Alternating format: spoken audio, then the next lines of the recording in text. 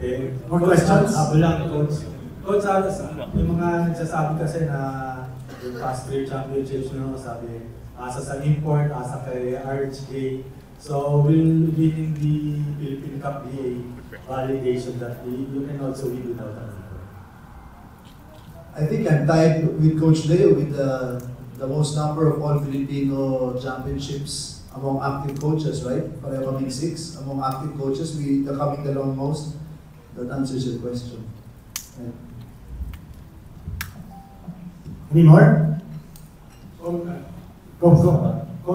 ano lang yung masasabi mo sa itong finals na to, would you think yung audience ay pupuntahan din sa Pinoy kasi diba obviously wala yung most popular team, but ano lang yung masasabi mo sa finals na to? Basta pinupuntahan talaga tayo ng mga fans natin simula quarterfinals. Nakikita naman natin yun eh. Sa eliminations, wala, pero pag playoffs, lalo sa finals, nandiyan sila. So, inaasahan ko din na mapupuno rin tayo. Hindi naman ang hinahanap din ng mga fans natin eh, quality games.